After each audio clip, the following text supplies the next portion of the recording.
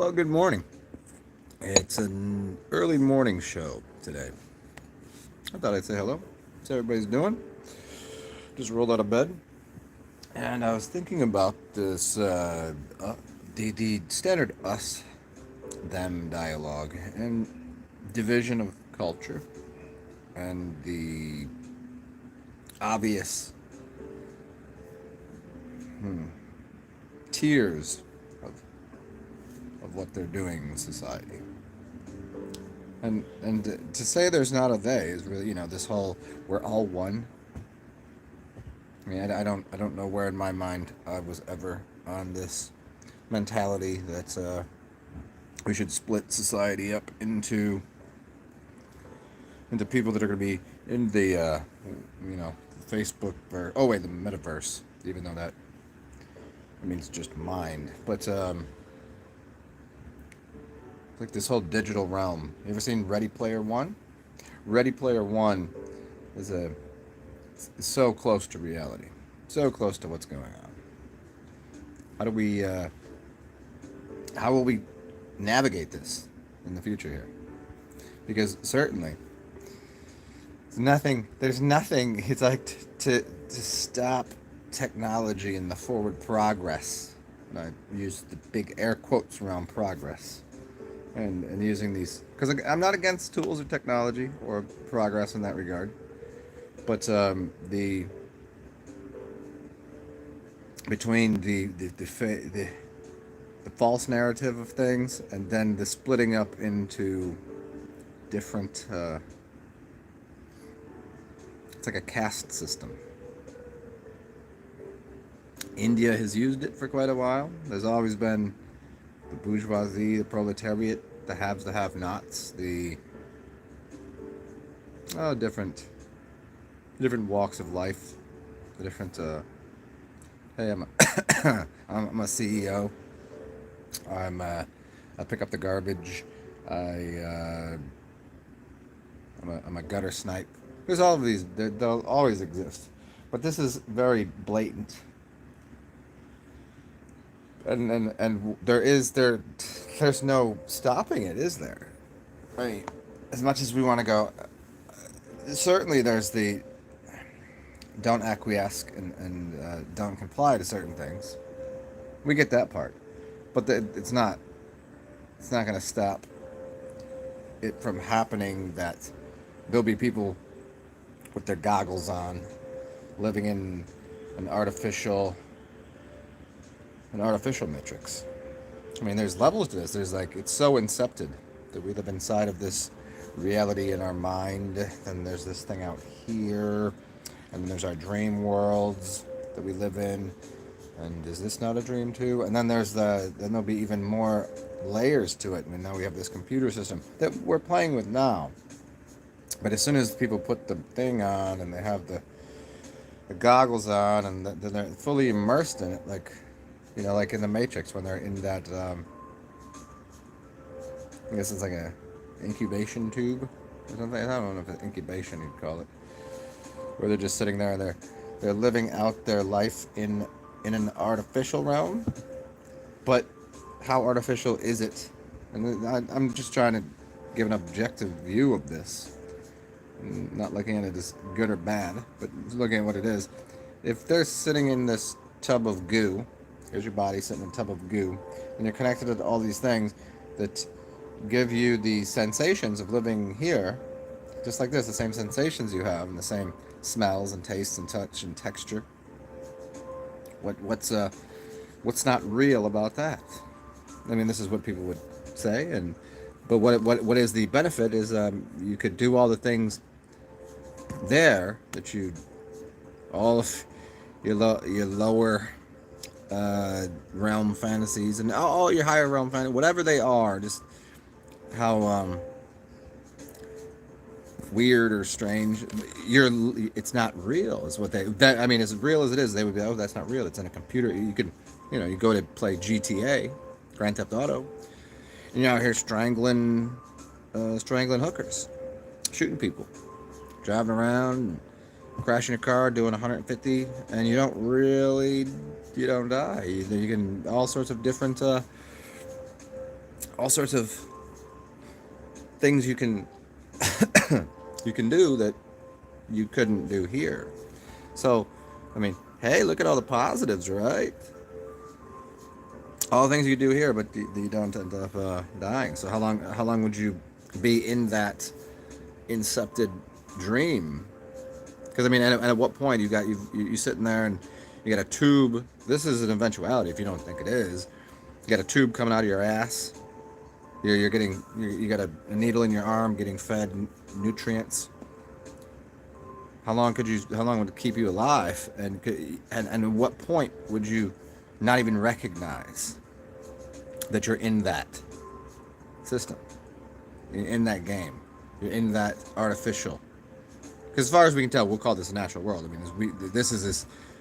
I mean, we could be in one of those right now, which is the stranger thing, right? But let's just for the sake of this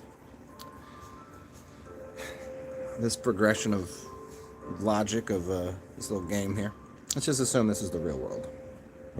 And then obviously people get put into this goo or this bed, and they're just hooked up to all the shit. And what point does their mind just go? They forgot they're inside of like an incepted reality. I mean, you think about it. You've been in dreams before that you don't realize are dreams. I don't know how vivid your dreams are, or if you've been out of body or had astral travels or out of body experiences, and how vivid and lucid those realms are. But when people get in there, how long would they be in there? Would they ever come to realization that this is the real world? And what if the system at some point, for whatever reason, changes, get shut down, and they had to be unhooked? Would they even know how this shit functions?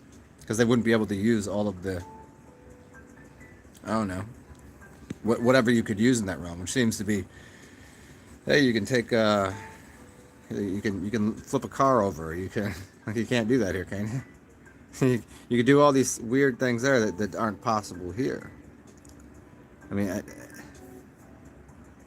that's a little farther down the road, I suppose. But there already are people that are chipping themselves up. There's already people that we're already meshed to a degree with technology and this thing here, the computer, which again, as I'll always say, I don't find a problem with. I don't, it's all part of the experiential life of all sorts of different tools and technology and artificial type realities and all of these things. There's a lot of healthy things that come with video games. Some people are anti-video games. Well, you can't. Everything is as absurd and negative. Yeah, when people become addicted, and this addiction's a big thing, and that's all they do. It's kids these days, they can't even function and have they're not even socialized. They can't even have conversations. They can't even interact with another human being like this, because how would they act? How would they act in those video games? You ever been in one of those? You ever listened? It's insane. It's like it's even worse than what you see people typing in the chat rooms of YouTube or Instagram or whatever. It's these ridiculous, absurd, aggressive, statements that if you were to try that in real life out here, that wouldn't fly. That wouldn't go so good. But they don't know how. They don't have any social. They have no social skills. Now that's the negative aspect. If people used the tool and technology of computers, of the internet, of the artificial realm, it's something positive. There's learning to be done there, but it's not really used for learning, is it? It's used for complete recreation and entertainment, and interestingly, getting into the negative again, you ever see these people like throwing their controllers at the TV and breaking things and screaming and like how irate they are. No social skills, completely insane. The anger. I've been doing this mission for and it just the boss guy killed me and da da da. Like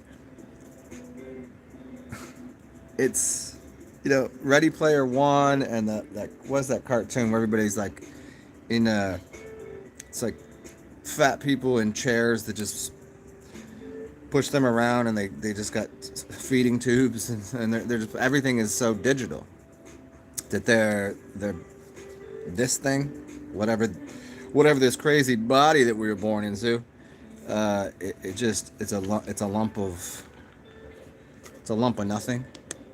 Like could they even after being in that matrix thingy, is there any way out of it?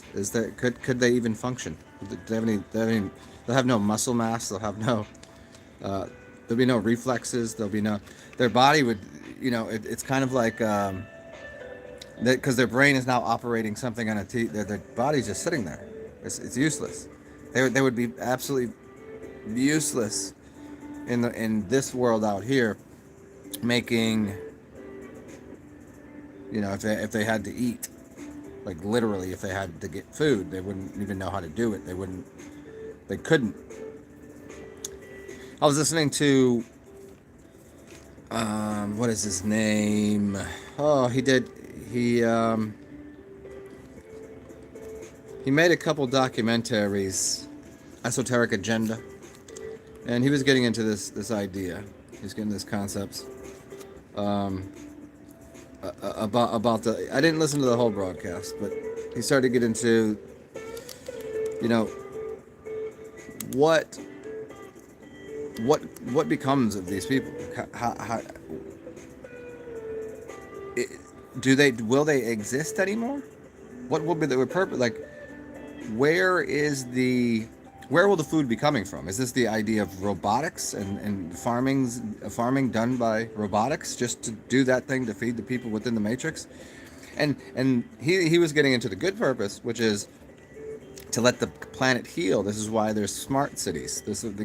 Pack everybody into these smart cities, and you won't be allowed to go certain places. But then again, everybody would be so hooked into the inorganic matrix that they'll be basically just living off of the robotics, and by living, they'll be living in a fake, artificial construct realm.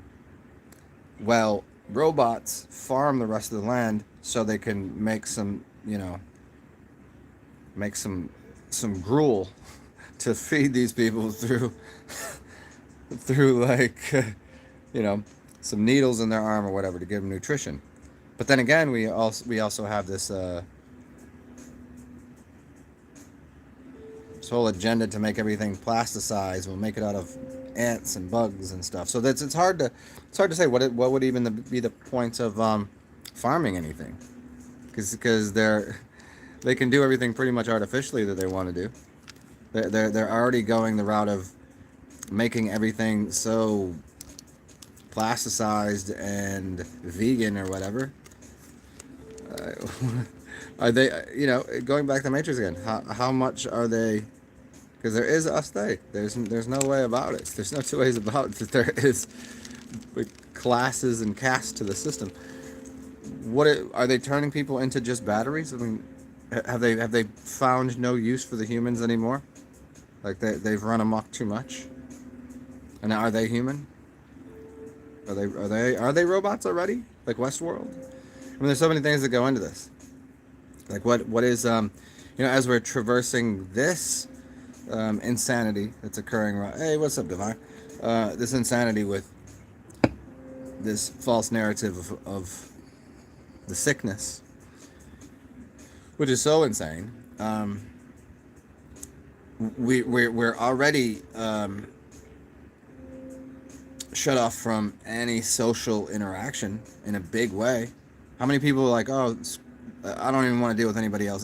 People have been kind of introverts and self-isolating for years anyways, to a degree, but going out and still go to your local diner and have breakfast and see Sandy, and she'll give you the coffee and ask you about the kids, and blah blah blah, and you can still go out and maybe, if you don't already have a husband or wife and kids, you can just go out and meet people and interact and socialize and all this. Well, that's not really a thing now. Not only because everyone's wearing the diapers on their head, but now everyone has in their mind that everybody else is the sick, they're the gross ones, they're diseased, so they don't even want to interact with you.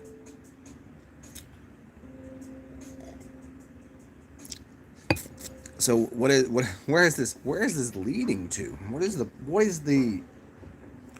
larger agenda? Is there a goal? Because if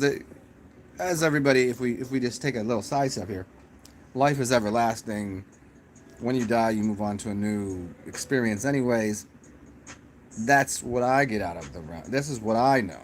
You can think about it whatever you want. If you're atheistic or whatever, or you think you just die and lights go off and game over, whatever. Or if you think you go to heaven and you're with Jesus, or believe whatever you want. But is there an end goal? Like what ends? Like at what point is the system become perfected? Can the system become perfected? And what would perfect it? It'd be order, complete order. It'd be turned into a machine. I mean, how perfect can you make a machine? It can't be perfect. It could perfectly do a task. You can make a machine that perfectly does a task. Fold your clothes. Make a machine that folds your clothes, but it can't make you coffee. Oh, we can make a machine that maybe does both. Wait a second. The human body can already do all of the things pretty well, but it's like we've designed something. We've designed so many robotics and so many technologies that it is making the human itself, the people that made it, it's making humans obsolete and redundant and not needed for the realm to exist. And this has been explored in a lot of movies.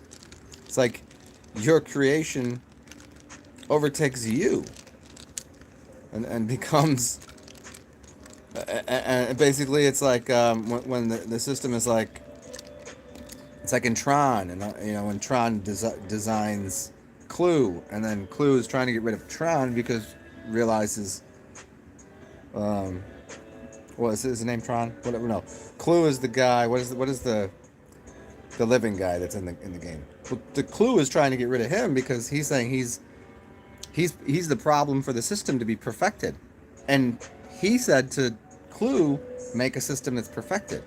I want to make the perfect place. I'm going to pick the perfect system. And the system got smarter and smarter to the point go, actually, you're in the way of it being this, I don't know, the heaven on earth or whatever. Where is this all lead to? Because the storyline is kind of janky. If somebody was making a movie about what's going on in the realm, planet Earth, or whatever you want to call it, I'm not buying the story. It's trash. It's not looking. It just looks all goofy. I wouldn't watch this movie. I wouldn't watch the whole thing. It's like I watch it. You ever watch a movie and you're just like, oh, that was a waste of 2 hours. You'd be like, oh, this is a waste of however many hours it would take to show what's going on. Like the plot shaky. The writers were not that good. Whoever wrote the narrative, not a good writer. You gotta have your ups and downs. You gotta have your climaxes. You gotta have the hero. You mean how many dialogues are there? Like 9 stories. You gotta have the hero story. You gotta have the princess story. You gotta have, and they could build that all into it, sure. But I'm not buying it. It's not looking good for the humans. Good thing I'm not human. But whatever you want to, the human mankind. Because somebody was saying the other day that human is a subspecies of mankind. I guess maybe that is true. I don't know. Nonetheless, it just seems like a very unbelievable and strange and weird diuretic plot. I was talking to somebody last night, and it's just like, oh, we get it. We always get in this. Oh, it's silver lining, and it's gonna get better. And we've been saying this for a long time. Oh, it'll be better, but it's just not happening. Where is this? It's getting better thing, because it's not. It's just like we're just. It's like sliding down. It's like being at the water park and being on one of those big slides, and the person in front of you shit their pants and had diarrhea going down as you're going down the slide behind them. That's what it is. You're sliding into a bunch of. Oh, it'll be better when you get about. No, it won't be a pool of fucking diarrhea is what it will be. What's up, Babaloo? What's up, Skull? What's going on? So I'm just putting out a couple ideas. I don't, obviously I don't see what there doesn't seem to be an escape button, any type of like, what's the solution here? Because I don't see it. Like, I don't know that there needs to be, but there does, as I was saying earlier, with tools and technology, I'm not against them, but it seems like it's such a slippery slope into, tiptoeing towards totalitarianism and the negatives of a one world government and all of these things that could be seen as negative. That it seems to be going that way, that everything is so contrived, manipulated, and it's psychotic, it's sociopathic, and it removes whatever you'd call the freedom of expression and movement and dance and art and whatever. Like, just it removes that. Where is the? It's like the more and more constraints. It's not like the more and more constraints, then we can break free of it. No, there's just more and more constraints. That's all there is to it. It's like if one part of society just breaks loose, it doesn't change anything for the rest of society. It doesn't just like, because they're already under such a heavy degree of hypnosis and mind control. You can't. They're not going to be broke out of it. So what's the point? You can't help them. There's no solving for that. They're already bought in. Once somebody is it's like if somebody was in, let's use hypnosis this way. If you were in a relationship with heroin and you had a steady supply of it and you get it anytime you want, and it's not you got enough money, you got enough food, and it's, what purpose would you have of not having a heroin? Okay, fine, it's a woman. She treats you nice. She doesn't go off and run around town. You're always getting all the good loving and the good food and whatever. What purpose would you have of going anywhere else? See, that's a type of hypnosis, right? So people are under this hypnosis that they're getting everything they want from the system, and they're under this hypnosis that here's the mouse hitting the button, they're getting the cheese, they're getting the dopamine receptor sites filled. What purpose would they have of not doing that? If you were enjoying your experience, why would you be like, let me hit a button that says surprise me, I don't know if I'll enjoy my experience? You wouldn't. And you can't even talk to them about how their experience would change and maybe be more enjoyable if they had freedom of contemplation and here maybe this might tickle you and surprise you and be really wonderful, because they already have a button they can push to make them go, pleasure. They're already hitting the pleasure button. They're not gonna jump out of that system. What would be the purpose? And why wouldn't more people jump into that system? Mm-hmm.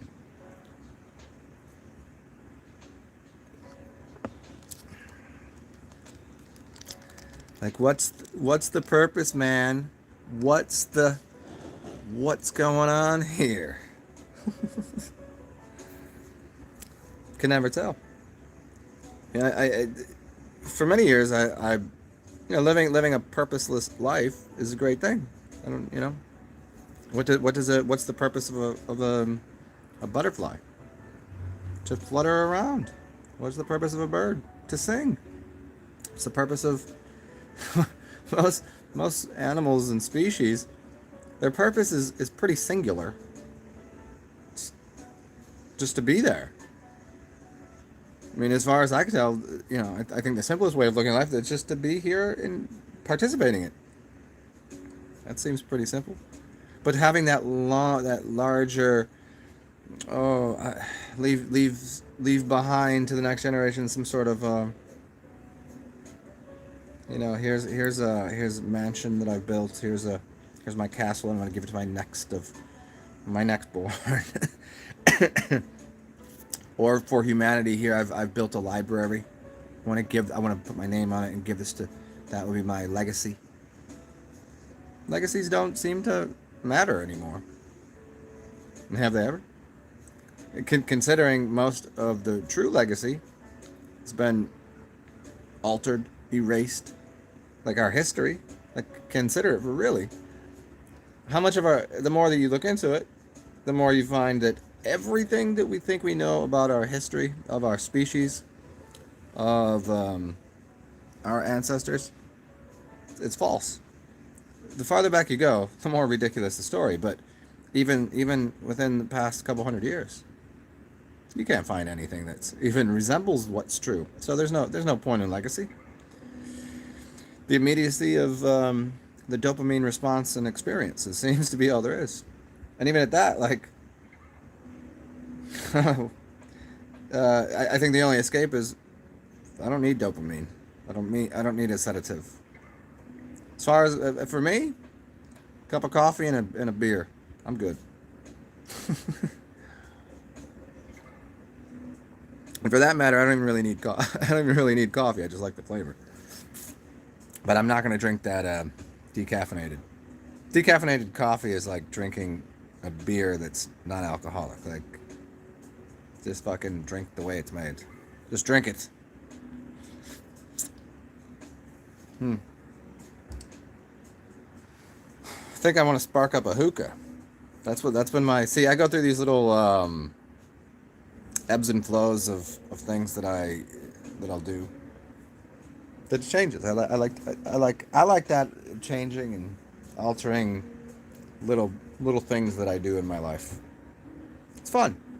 Gives me something new, a new dynamic. If you do the same exact thing every day, maybe that's maybe that's what I want to.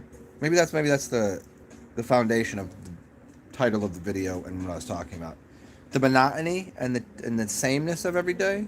Some people are very comfortable in sameness, but most people, you'll after a while go stir crazy and things become so predictable that it becomes, that Groundhog Day thing. You got to switch it up a little bit here and there. And everything is becoming so isolated and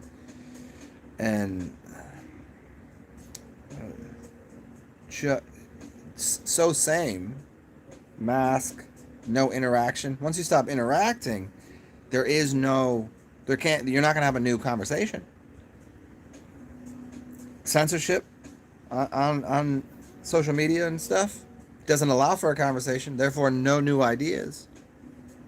Confined into sameness. I think it was Noam Chomsky that said the illusion of, let me see if I get this right, how he put it.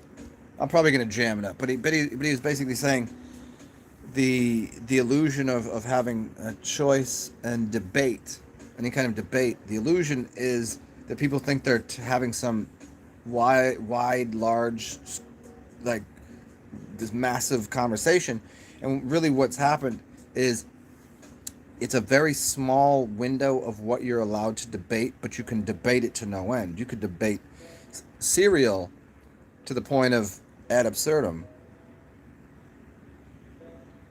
There's a billion cereals, but you can't talk about how cereal and why is there iron filings in it. You can't get into the depth of the conversation and the breadth of how large the conversation could be. It's the perception that people think they can have these really wild debates, and they're not. It's wrangled into a very narrow window of what you're allowed to participate in talking about. And so as these constraints happen, the sameness occurs, and that sameness that will occur will cause people to become quite psychotic. I mean, you're seeing it happen because the normalness of a day for someone getting up and having their cup of coffee and their Apple Jacks, and then going to work and saying hi to Bob, that's a janitor every day, and then going up and going through the work thing, and there's that pitter patter, the same rhythm. They don't get out of it, but they have little bits and pieces that might switch up. Oh, here's a special day, and we'll do this, and hey, it's Saturday. We'll do those. Where would you like to go today? And they'll have a little different here and there. But now that the restraints and the restrictions happen, the level of insanity, of what is developing people to be psychopaths.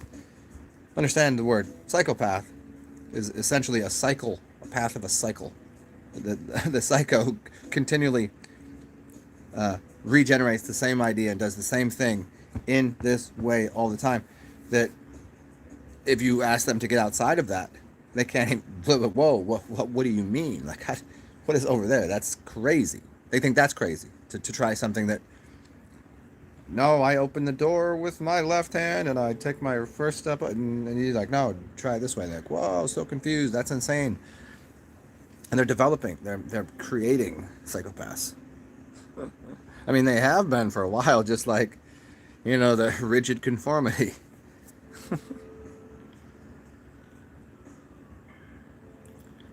Oh, I mean, Chomsky, as much as I love that dude and many things about him, I mean, and he's, obviously he knows the difference between Jewish and the Zionists and things, and he said some pretty powerful things, but he is obviously, he's somewhat part of the system. And there's a lot of people that are pro whatever, because let's try it this way, so that not to throw everybody under the bus, because there's a lot of people that I respect their views and opinions on a lot of things, but then other things I'm like, and they're like, oh, see, I told you they're part of the system, and they're part of the, well, if their study is generally geared towards how good, like, they love automobiles and they know all about automobiles, and this is their study, they'll go, okay, so people in the automobile field are really good at their job, and they're not going to steer you wrong, and and they have faith in other systems to work the same way. They're going to have faith in their, maybe they're religious people, maybe they love their religion, maybe then they'll see science, they go, oh, the scientists aren't going to lie, and so they don't have it in them to do the research. They don't have time or motivation to do the research, so they just take it on. They just take it on as a, like, well, of course, why would it be in a different way? Now, the problem with Chomsky is he's always been anti-government. He's always challenged the status quo. And to think that he would be pro stabby wabbies, that's weird, because the connection to how the oversteps of, the government, like, that's, how can he not see it? But then again, no one really.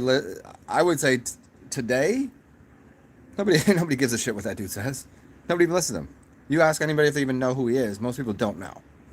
And what you know about him is what he probably did 20 years ago when he was not an invalid, old, just decayed old man, and when he was important and he was he was writing the books, and he was. I mean, once you don't get on TV, you don't get in these positions, you're not able to do these things unless you're somewhat hooked into the system. Just by the it's not like he jumped into the club. It's not like he's like became a Freemason or whatever. Maybe, I don't know.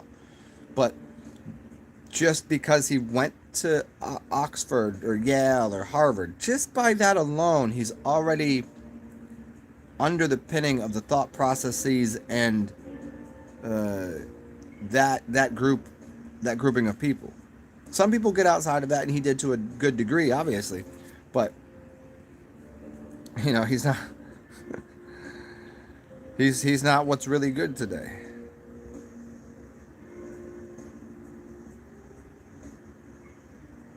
Skull, yeah. Some some of your friends and acquaintances who you thought would never are folding like paper planes. See, this is what I was saying the other day. There's not going to be less. Everybody's like, oh, where people are waking up. People are, you know, well, yeah, but there's not going to be less of people that went the route of getting. There's not going to be less of those. There can only be more of those. And the only way that the side of people who didn't, the only way that becomes bigger is that the people that did get blasted with some chemicals, that they fall out, or they end up mutilated with all sorts of, that's the only way that, which, and the dilemma again, so many people have gotten those, but they don't realize that for the big portion of this, I think there was one study I was reading that said, because you can't know this, but it was somebody that's like done these, they were in the pharmaceutical industry, and they're like, okay, whenever we're trying to test these things out, the amount of placebos, the amount of sugar substance they're putting in people excuse me, they were putting sugar water or salt water or whatever into people, was something like 80%. So 80% of people weren't really getting the thing. I mean, as it moved on, more or different people got the thing, but again, it's still going to have an effect on different people different ways. But certainly, as more and more more and more jabby wabbers happen, what's the possibility? It's like if you play the lottery more often, you got a higher chance of winning, right?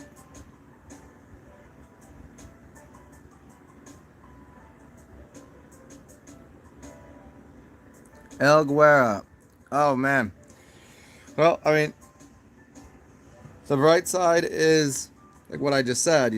There's a possibility that you didn't get the juice, and I am definitely one to say, anything that can be done can be undone. Any knot that can be tied can be untied.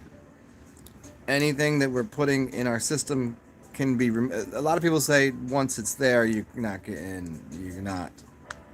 You've altered things that you can't fix. I disagree, just because of what I've known for years, and what I know of the mind, the power of the mind, and what this experience seems to be. Plenty of things happen that shouldn't happen. Anomalies in the world. And plenty of things happen that should happen that we just aren't, or we don't know should happen. Like you could read up on studies of people growing back organs in their body. This happens all the time.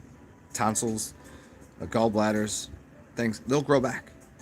If you if you give the body the right environment to do it. I mean, consider as always, you cut your hair, it grows. You cut your nails, they grow. Oh, that's how it's supposed to. Well, if you cut yourself, that wound heals. You break a bone, that bone regrows.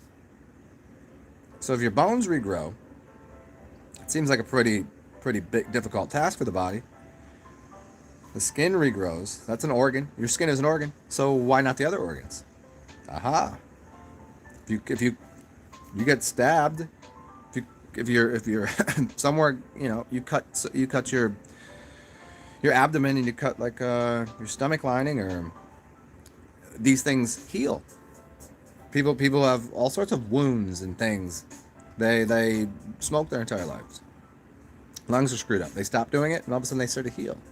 So if the healing takes place, that's regrowth. You know, and so so from that standpoint, if we were to put something in our body, there's all sorts of things that people have been diseased by. The thing that causes it, we can remove that many different ways.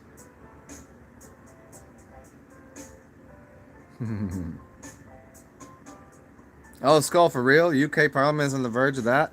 Well, your boy Boris or whatever, he came out. Oh, I went to a party. Oh, what a terrible thing I did, huh? My question is, who else was there?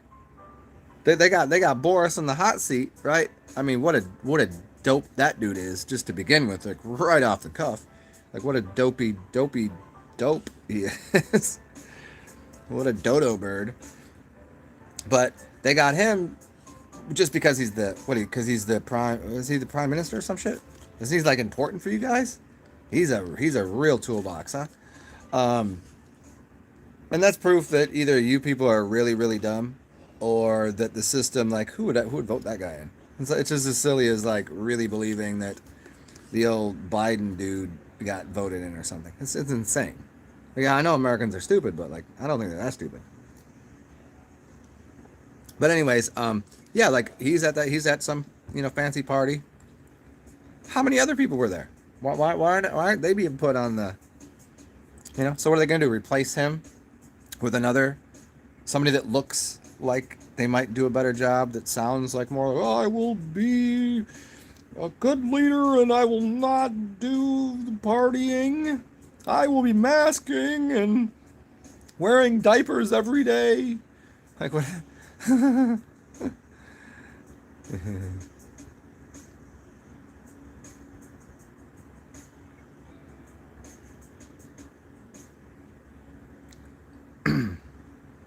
Oh yeah, if you're doing see, there you go. If you're doing Shivan Boo, you're already, see, whatever might have got into your bloodstream. The thing that I would say is it's gonna get filtered, obviously, through the kidneys. I would do kidney cleanses. One of the biggest things I think anyone can do is do kidney cleanses, some clay, some charcoal, some there's all sorts of different therapies that, depending on what's got into the body. But I think kidney cleanses might be one of the biggest things people could do.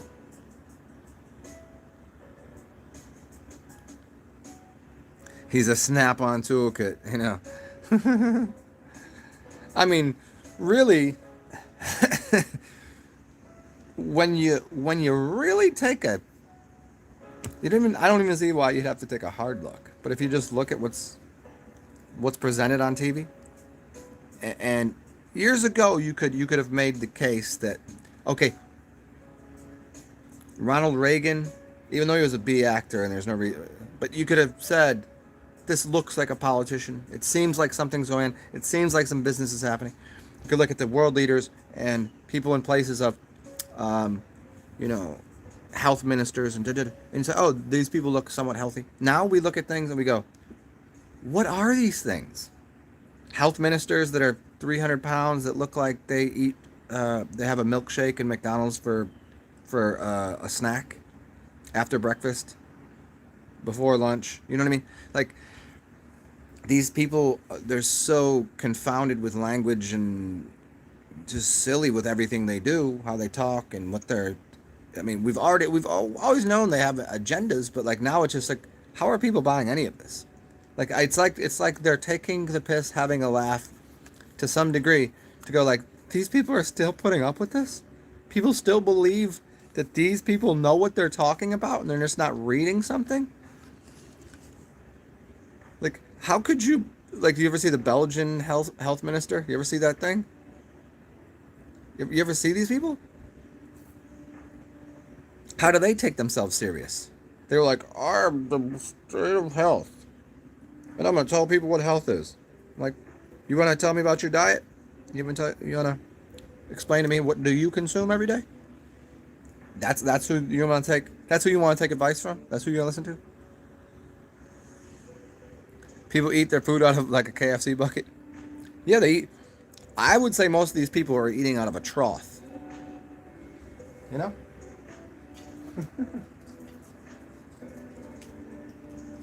A trough.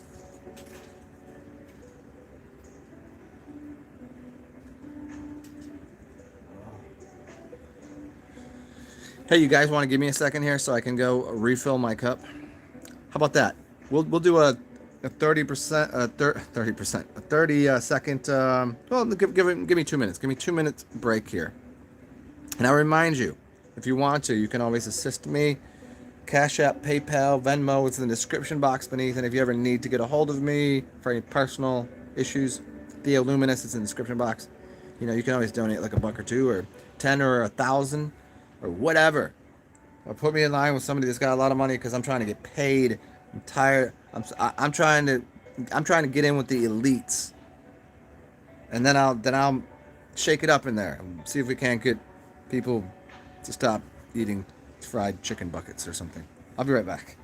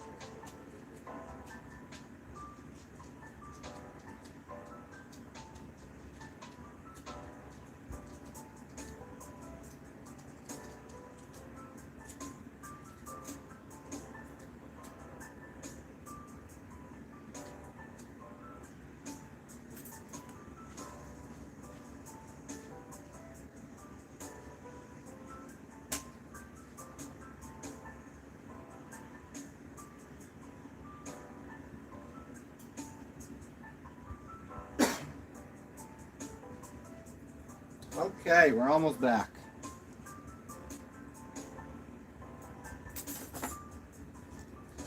Uno momento.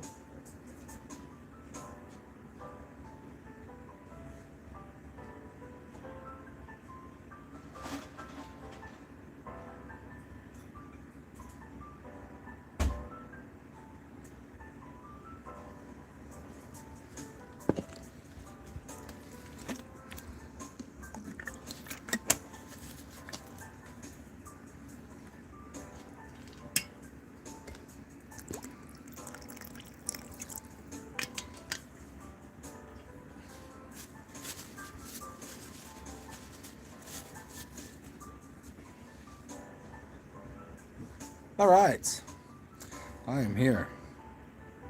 Oh.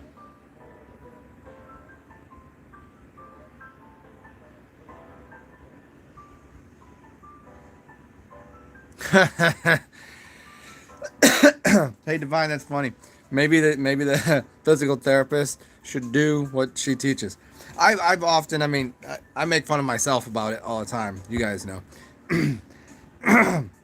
I should do the shit that I talk about. I mean, I do sometimes. I just don't. I don't do it as regularly as I should. All of the health things, the tactics, and the other things. But then again, everybody here is pretty well aware that I do things mostly for humor and because life is experiential. But the whole when I find people that are really like effed up themselves when they literally have the tools right to fix, then that's their job. I'm just like, how? Like, I get it. Here's let me give you an example to try to sympathize with the mental state of these people. A a cobbler's son always has broken shoes. A mechanic always has broken cars. Someone that builds houses, their house is always a mess. Why? Because all day long they're doing that they come home and they don't want to do that anymore. It's like, hey, you do this for a living. Like, but oh man, I just got done working all day. Seeing their job as like labor, that stress, and I'm gonna come home and do that. So people that are physical therapists, usually physical therapists are, I would say, outside of that algorithm. Usually they're in shape. Usually those are people that go to the gym and they're very interested in their own human body, and they want to share that with other people. Usually, at least the ones that I've seen, the ones that I've studied under, Kelly Starrett, and there's a lot of other people into physical fitness and whatever that aren't licensed physical therapists, but certainly know what they're talking about. Anyways, yeah, they tend to be.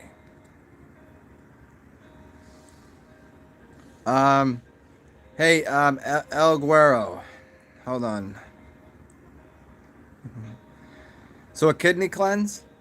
Um, there's all sorts of see kidney cleanses. Usually, you want to do cleanses in order. You can do a kidney cleanse anytime, basically, because it's filtering your blood, but it's down the line. So you really, really want to do a colon cleanse first, then like a bowel cleanse, and then you would do a liver gallbladder cleanse.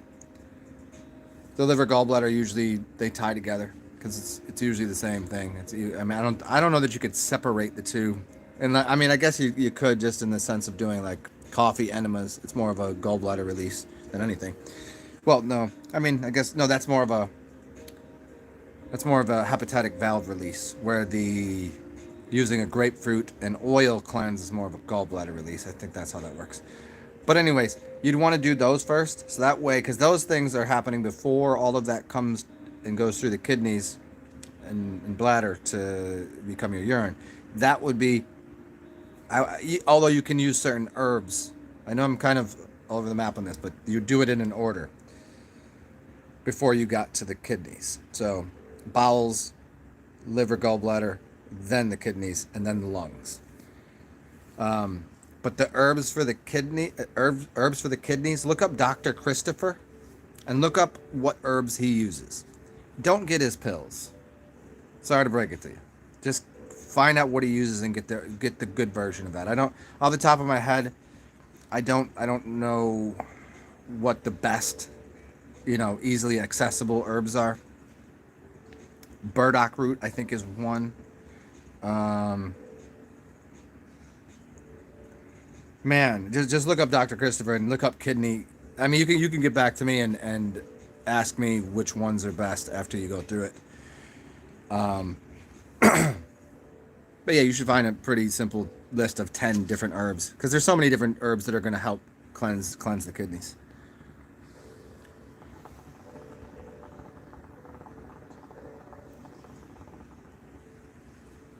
Friend of yours recently served a morbidly obese, sweating, drunk customer with red cheeks. He asked the gentleman what he did for a living, and he replied, "He's a life coach." That is the kicker, man. You know how many people I see that as their thing on, like, I'll see the YouTubes or the Instagrams, and I'm like, what? I don't look. I know what I do, but I know I coach people. I know I'm a life coach. I know that I know all about all sorts of shit and I help people, but I wouldn't have the audacity to label myself that. I don't. Maybe because I don't act professional enough for that or whatever, and they do. Maybe because they're not sitting out there, talking shit in the corner, getting drunk. Maybe because I'm doing that and they're not. Maybe they are. Maybe they're a bunch of crackheads. I don't know. But nonetheless, I'm like, how do these people have the audacity to call themselves that? I don't think so.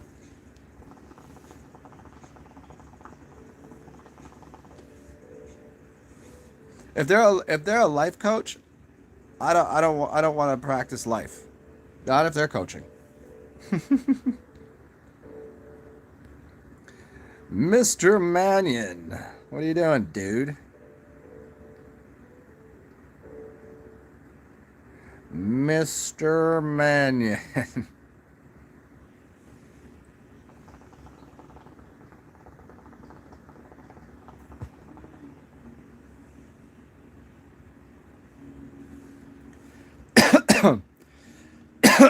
El Guerra. What do you mean herbalist? What did I miss here? Herbalist. What are you talking about? You just typed herbalist. In response to something I said? And what I do? Or what are you saying, dude?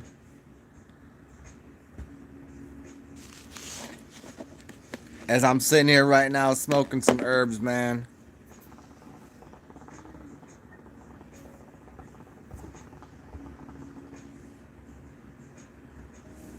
Yes. Dr. Christopher's an herbalist. So I like his formula. And this is just from years ago. I just remember it off of the roof of my brain. And I just remember liking the formula. I don't know really anything about him. I used to go to this site called Cure Zone. It might still be online. I don't know how badly it's been infiltrated, but with lies and deceit, and there's always debates on things that there shouldn't be debates on. Maybe I'll check that site out again today.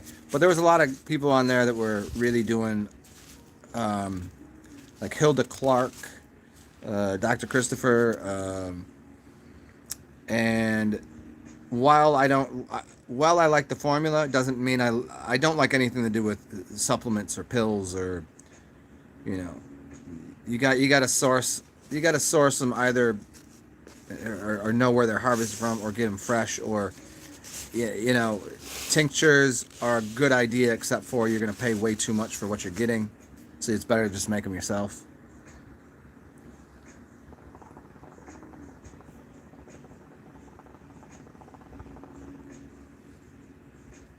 Interesting. Yeah, I haven't looked at anything he's done in the past perhaps 10 years. It just was something that I've always No, I just always like red burdock might be another one. There was a bunch of herbs that he had listed on his formula that I'm sure work, but again, bioavailability in pill form is next to nothing.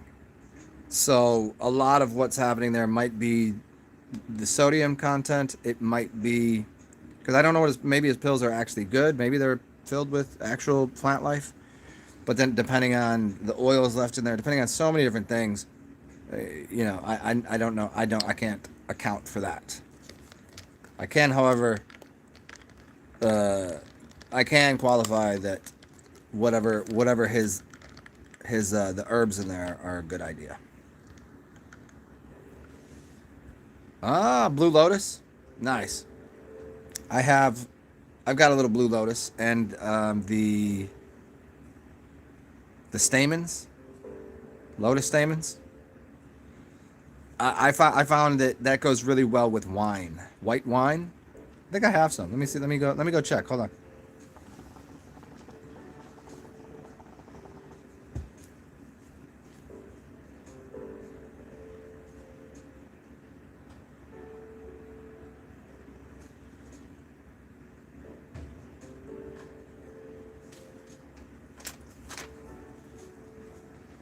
Yeah, now you're gonna make me go get some white wine.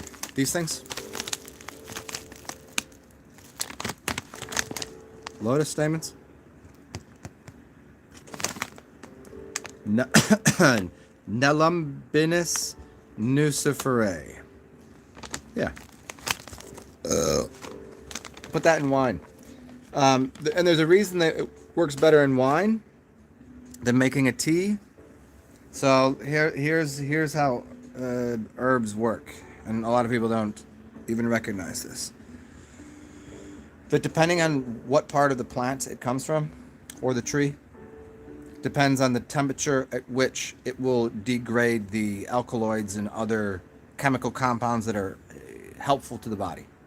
So the extraction method is very important, whether you're using acids, water, and of what temperature, or an alcohol. So alcohol extract. Let me get into this. So think of it this way: beer would be considered a low temperature, wine would be considered a warm temperature, and alcohol would be considered a hot temperature because of the extraction. So if you boil something, you can burn. If you were using tea, for instance, green tea or white tea, you do at 160 degrees.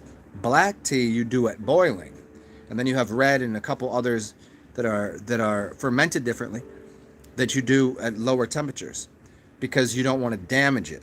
So it's just like overcooking a steak. You can overheat something, you burn it. So these, because of how delicate they are, the extraction shouldn't be done in hot water because you'll be destroying some of the beneficial things. So the way I like to extract that is wine, white wine, and I go as far as shaking it. Let it sit in there for 12 hours, shake it every once in a while, and then after it's done, just to make sure I'm getting everything out of it, then I'll use vodka and put it in there because that will extract whatever's left over. This is like using a root. If you want to extract something out of a root, you can't do it with cold water. You gotta use hot water. If you use a root to extract something, you can't put that. If you put it in a beer, it's not gonna happen. But if you put a root into a high octane, 180 proof vodka, that will extract. That will then release all of the the medicine from it.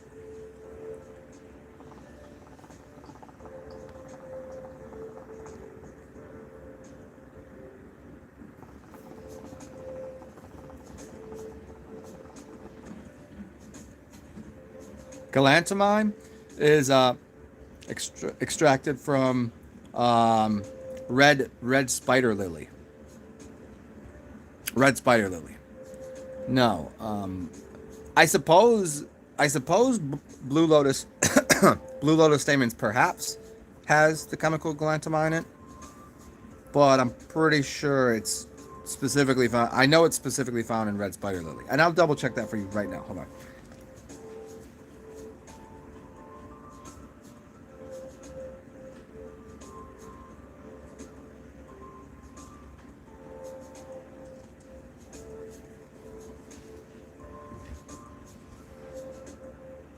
Yeah, the proper name for it in Latin is Lycoris radiata. Red spider lily gives you galantamine. Yes, but again, it might be you might be able to get it from something else.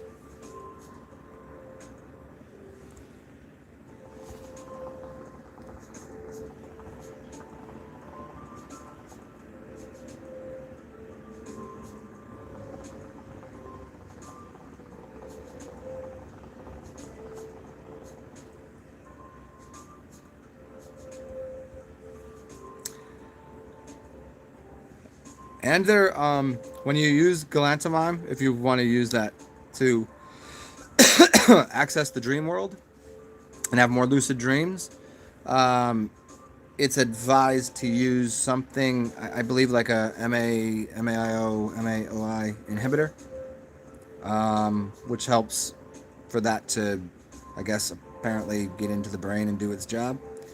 Um, when I had used it years ago, I used something. Oh, what was the substance? You have to look it up. You could probably just do a quick research what to use with galantamine, whatever, however you say that. There's a specific, and you should try to find the herb version. But I used some sort of powder. I forget what it was, and that definitely gave me pretty. After it takes a couple days. At least it did for me. Of doing it, and it got my lucidity became pretty vivid. But it was also I also had kind of weird dreams, and I wasn't as vivid as they were. I was not. I probably wasn't mentally as lucid as I should be, and it could have been because I was using a chemical as an MAIO inhibitor. Is it MAIO or MOIA, whatever that is?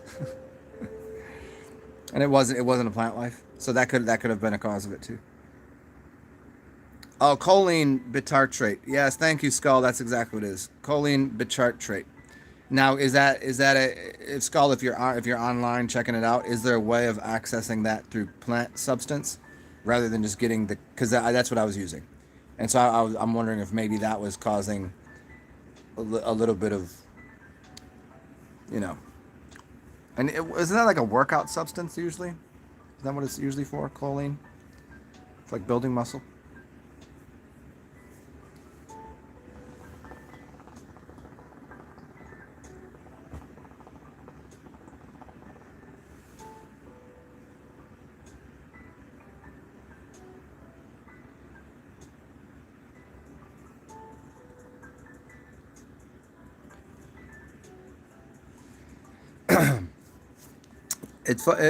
I'm going back to this thing El Guaro said, that Dr. Christopher has a plague remedy. Now, interesting, the word plague is the word plaque. So, like, the idea that the human body is filled with plaque in it, like in your bones, in your veins, in your there's it's just a buildup of gunk. So a plague is no different than having plaque in your body. So how to get rid of the plaque remedy, the plague remedy. It's very interesting. And I would say one of the biggest things would be, you know, I like turpentine and dimethyl sulfur oxide. I think those are two super and oregano oil. Those three things for me would be what I would suggest to people for just about anything. It's very Um, it seems to loosen up the tubes, open up the tubes in the body. Considering your body is nothing more than a system of tubes. Your entire body. Think about it. Your veins, your from your mouth to your butthole, your in the bones. There's tubes that run through the bones. There's in your brain. Like everything you think about is a tube, and it's just a matter of obstruction. So if there's obstructions in tubes, then there is no vitality or life force or energy or blood or whatever getting through there. So it's opening those, getting rid of the obstructions in the body.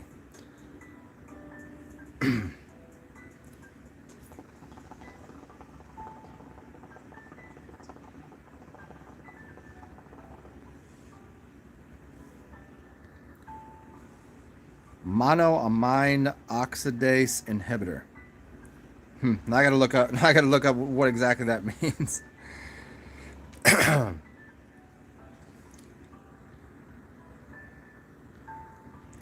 Maybe I'll do a video on that again. Okay, everybody wants antioxidants in their system, and I disagree. Oh my gosh, you're gonna disagree with antioxidants? Yes, I am. Why? Because your body has so much iron and things in it that are heavy metals that literally need to break down. If you breathe, what's going in your body? Oxygen. What does oxygen do? Let's see, antioxidant. So it oxidizes things. It rusts things, which means the idea of something rusting, no good when we're looking at it. But if that heavy metal is in your body, do you want it there? Wouldn't it be better to break it down and to oxidize it and to remove it? Hydrogen peroxide, what is it doing? It's oxidizing something. To get rid of the things that shouldn't be there. The inorganic compounds and the heavy metals that shouldn't be in the body. Wouldn't that seem? Breathing more oxygen, oxidizing things. We want oxidants. So green tea doesn't seem to be the solution, huh? It doesn't seem to be for me. Xenon gas.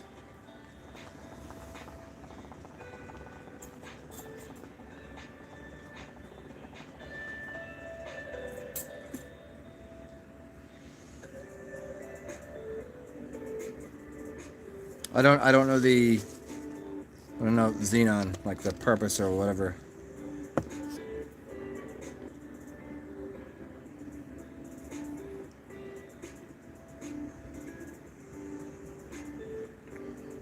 Divine, I never heard of this.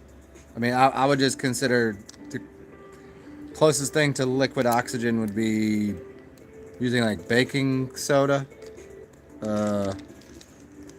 or hydrogen peroxide.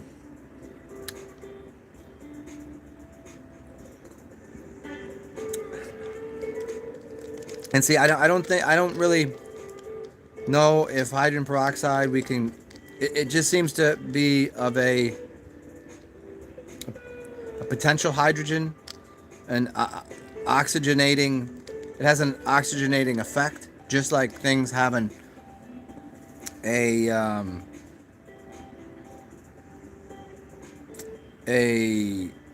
alkalinic effect on the body. Alkaline substance doesn't necessarily have an alkaline residual, alkaline ash, alkaline effect.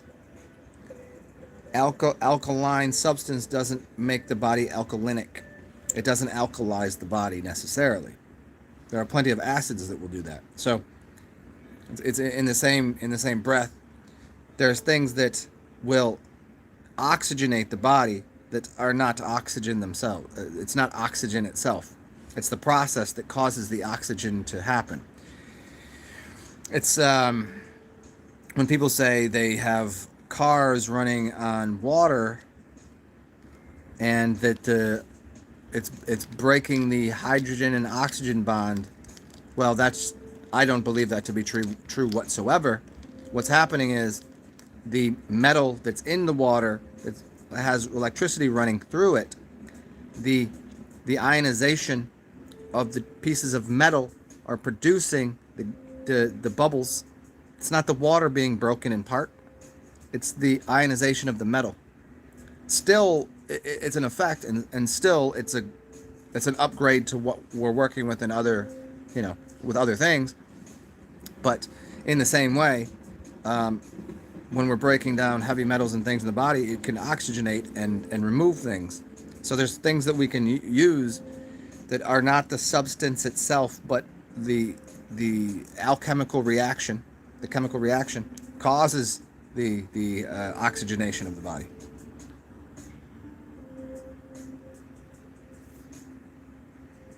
Oh, xenon gas is an anesthetic and gives you euphoria. I'll have to get some xenon.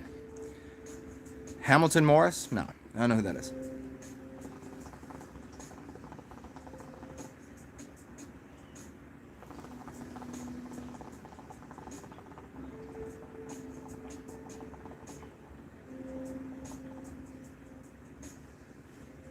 Is he a YouTuber or doctor or like author or what's what's that person's deal? And El Guerra, how well do I know you, or how well do you know me? You've seen my videos before, and if so, because I don't always remember everybody's tags on here. Oh, he has videos of him doing xenon gas. Where do you get this stuff? I'm all about. I was watching a video by Psyched, Psyched Substance. That dude is like the new age Timothy Leary slash Terrence McKenna. That dude's always taking some crazy substances. And he seems like a really sound, normal guy. Like he's a scientisty guy. But he's probably done more substances than anybody that I could even think of on the planet. And he does videos of him doing them. It's crazy. Like usually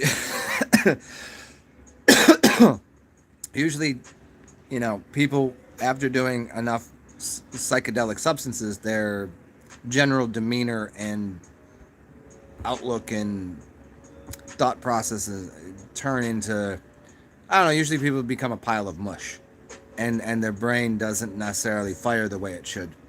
But he seems to be very somehow he maintains his scientific outlook and maintains his brain.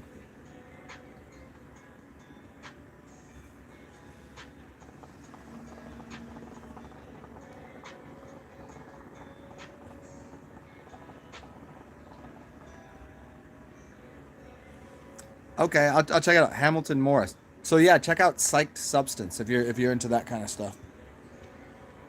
I forget what his name is.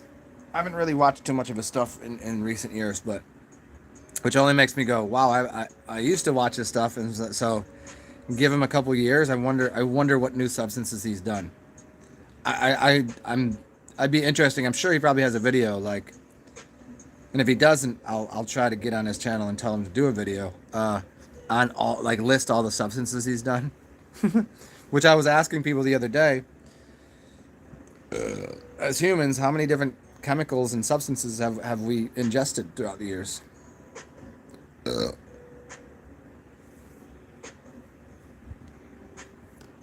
so okay. Wait, he recently went sober? Like he was just like, I've done too many chemicals. Yeah, that's understandable. I wouldn't say I'm anywhere in the,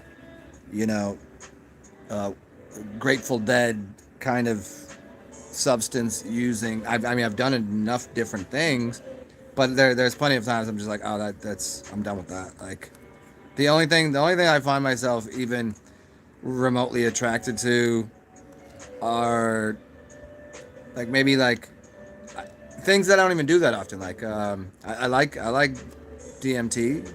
I haven't done it that much. I like MDMA. Who doesn't? But again, that's something that I wouldn't do often because I know the downfalls to it, the pitfalls to it. The only thing I find myself really even using on a regular basis, like spirit, alcohol, weed now and then, tobacco. But I don't. But tobacco is like something that never really used that much. But and yeah, the and then certain psychedelics, mushrooms, psilocybin. But I prefer micro over macro dosing.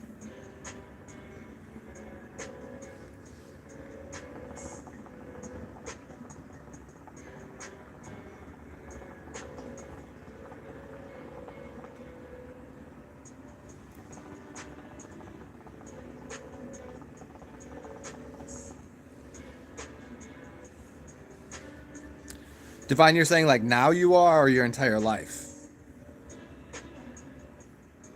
Yeah, like environmentally and like whatever chemicals maybe through the years you've eaten in food is what you're saying.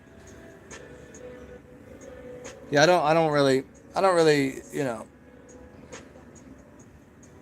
sub chemicals and substances. I'm not really into artificial chemicals.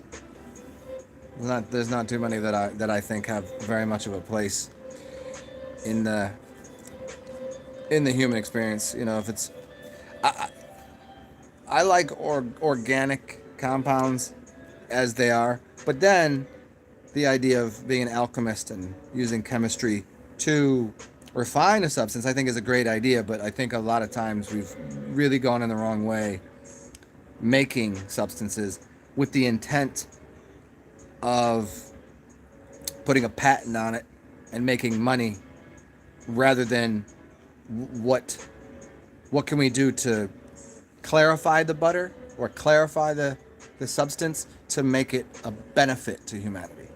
So that's the difference. When there's not a dollar amount attached to these things, as I'll always go back to, then we would find the most refined version of any substance that would be an assist. It would be assisting humanity and consciousness, not assisting a bottom line in dollars, which changes how that substance will turn out.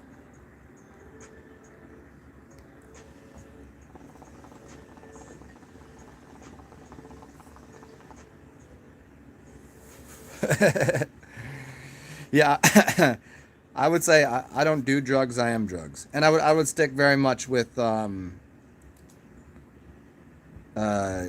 what's his name? He said I'd rather have a bottle in front of me than a frontal lobotomy. What the hell is his name? He said sobriety is for people that can't handle drugs.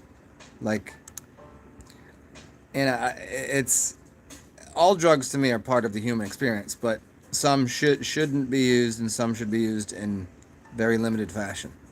It's part of the experience.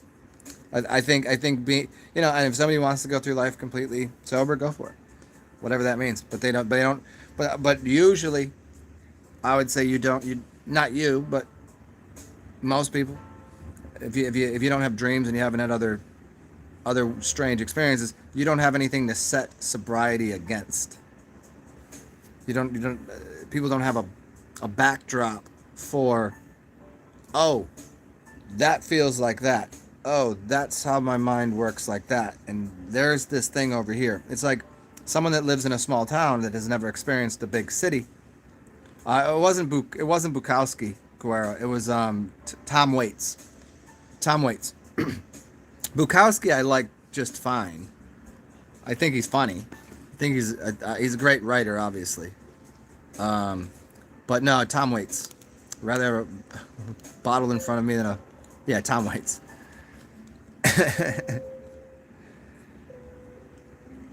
Yeah, it's like living in a small town and never seeing a big city or another country or something, and then going, oh, I like what I like. This is what I like. I'm just a country boy. Like, well, that's great, but to not have the depth of perception of different things, that's fine. If you enjoyed this area, like people that like play one sport and they love it, but they don't read, they don't do anything else. Like, okay, you're great at that, but yeah, it's like being a master of one thing. Awesome, but the term, I was talking about this the other day. The term jack of all trades but master of none isn't the whole. It isn't the whole of the quote. They stopped at the wrong point. A jack of all trades but a master of none is the whole quote is jack of all trades, master of none is oftentimes better than being a master of only one. That's kind of the, I'm just surmising it, but wouldn't you rather be really good at a lot of things than be a master at flipping pancakes?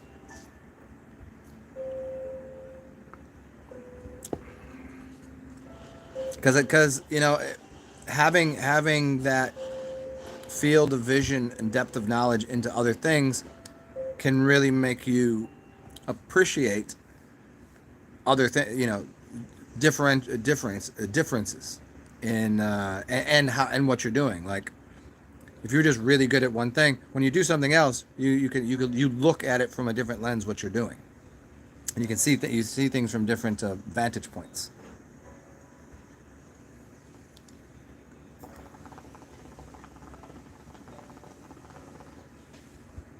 Oh, Divine, I'm not saying it like that. You're not a wuss. It's not the point. It's like if someone's enjoying an experience, it's like somebody that enjoys, we'll just use pancakes, and then you're like, but have you ever tried a waffle with strawberry sauce and chocolate chips? No, I just like what I like. No, you've got to broaden your horizons. Check this out. He's like, picky eaters. But you never even tried it. And they're like, I don't even want to like it.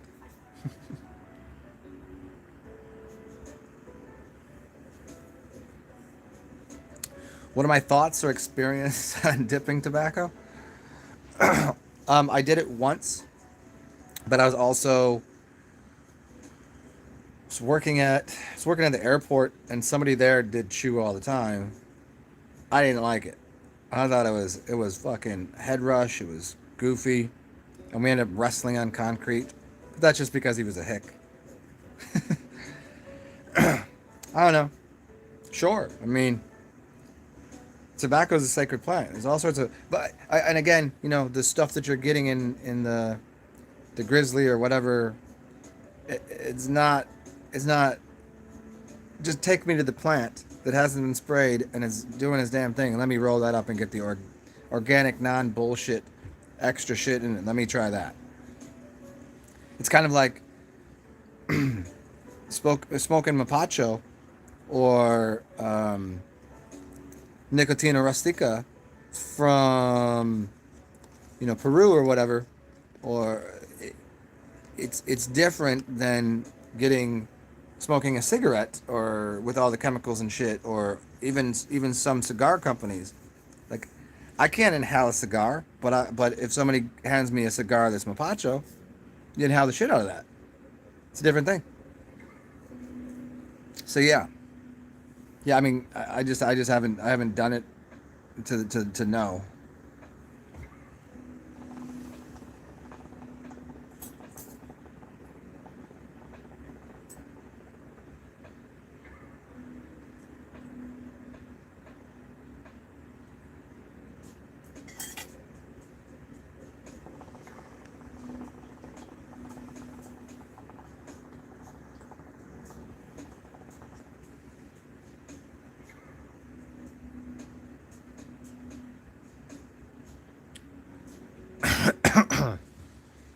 American Spirits.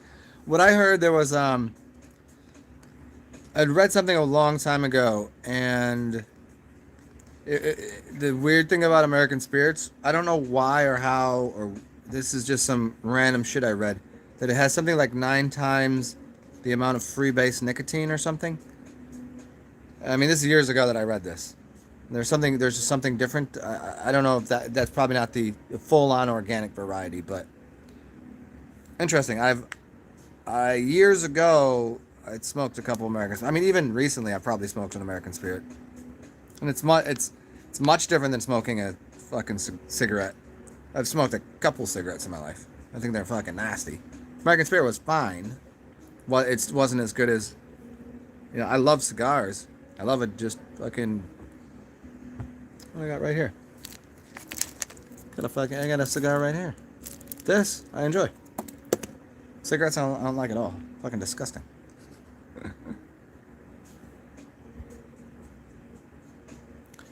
Yeah, the head rush from dipping. Yeah, I don't like what's for me. It's like what's the purpose? I don't. It doesn't feel good. And I don't get the attraction. It's like when I'm drunk enough, smoking an American Spirit, there's a there or uh, a Black and Mild or something. There's something interesting and funny about it, but it takes the backdrop of being a little drunk for that to even feel like somewhat nice. But like whenever I see people just like right now, I'm smoking a hookah, and it's a different buzz uh, than a cigarette, than a Black and Mild, than a cigar. Like they're all different buzzes. Like a cigar doesn't get me buzzed; it makes me calm and relaxed. This gives me a little bit of a head rush, but also is very calming. Cigarette just makes my head, feel kind of weird and funky, and the flavor is nasty. It's like too chemically, right? So I never got it like on hot days or people like have a cigarette or just smoke cigarettes like in the morning. I'm just like ugh, ugh. As I'm sitting here, huffing, chiefing down a hookah at 10 o'clock. But again, this is not like a normal shit that I do. I busted out my hookah. I haven't used it in years. Got some shisha, and I was like, see what's up.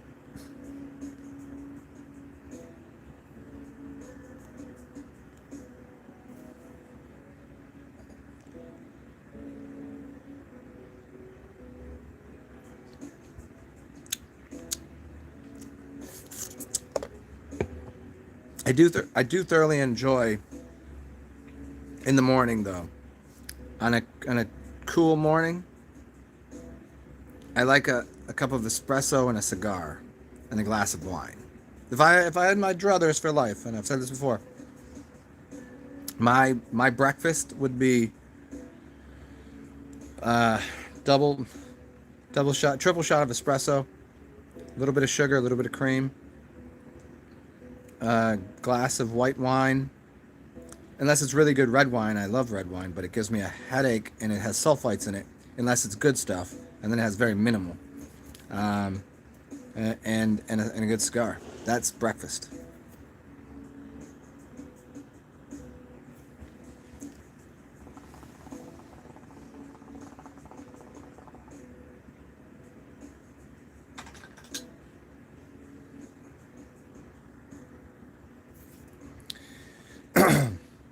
Yeah, for me, hookahs are awesome because I'm usually I'm usually out somewhere, and I'm already some few beers in, a couple shots, and the hookah goes nice with that, and it's such a communal activity, you know, very social activity.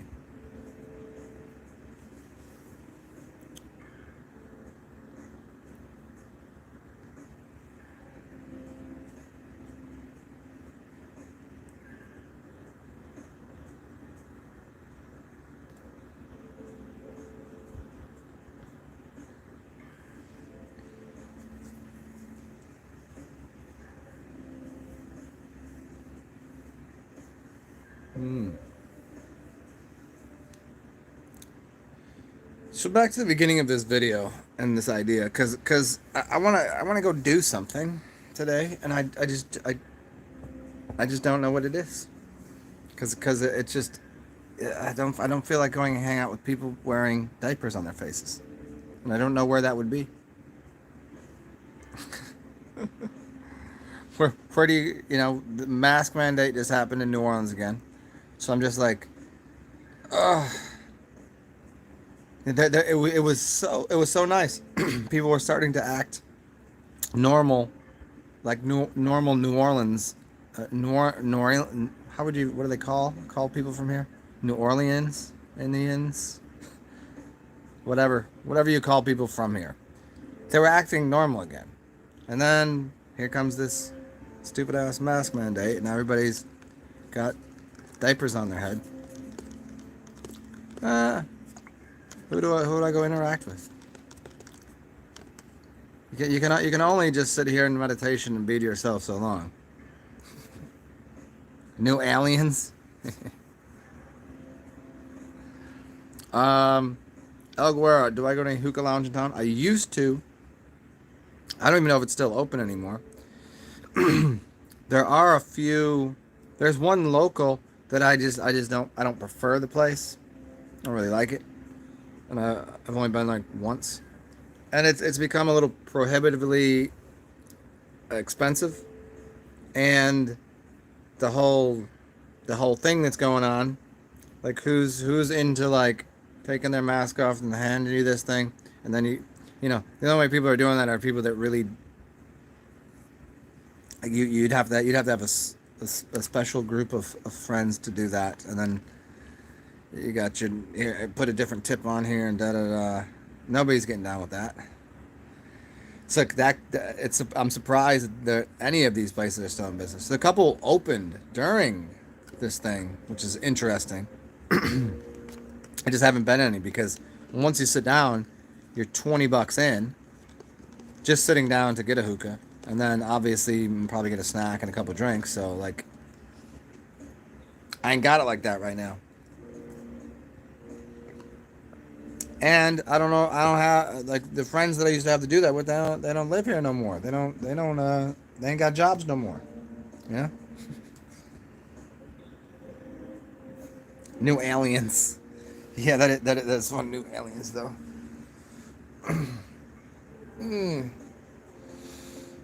Oh! Trying to figure out what to do today.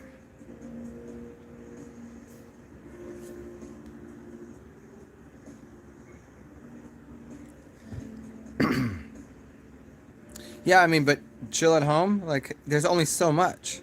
There's only so much you can take of just chilling at home. Like, you get a little stir crazy, you know?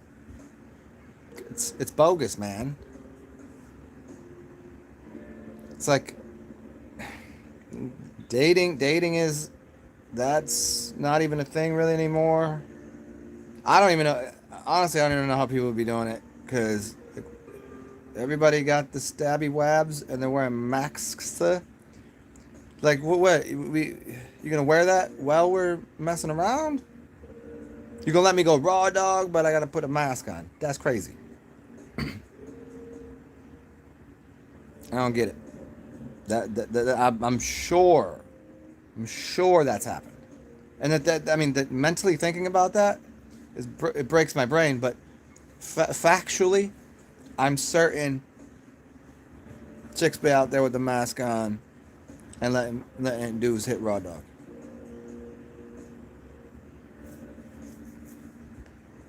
It's weird. Wide, weird world of wackiness.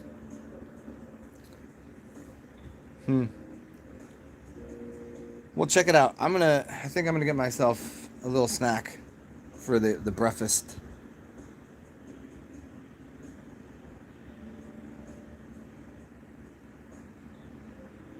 Yeah. Yeah, it's wacky, man. It's 2 years of this on and off nonsense. It's goofy. I'm so over it, man. Speaking about being over it, we'll call this a show because I want to go get a little snack and go outside for a little bit, at least get some fresh air and a little sunshine. And I'll remind people, if you want to, This is what I do. And if you don't think this was entertaining or engaging or educational enough, I have plenty of other videos on my other channel. And I'll be unlocking more and more of those. There's about 4,000 of them. They cover just about anything that you'd like to know. And you can feel free to donate to me to keep this roof over my head and this camera on. Cash App, PayPal, Venmo, it's in the description box beneath. And I appreciate that. And number one, more importantly, take care of yourself. Because you are more important than anybody. It's your experience. Enjoy yourself. And after you do that, feel free to help other people out, especially me. Yeah, be weird. Enjoy your life. And I'll see you guys soon. I'll try to get back on here in a little bit. I'll probably go to the park and do a show from the park. I'm feeling like I want to go sit amongst the trees. You guys come join me there. Maybe we'll do a shopping show today. Because I want to go to 2 stores and I'll let you guys buy me an outfit. How's that? But we'll go to like Goodwill or something. So it only costs like, I don't know, $10. Get a whole new outfit. You guys go shopping with me. So we'll try to do that in a couple of hours. Good to see everybody. Have a beautiful day. I'll talk to y'all soon. Peace.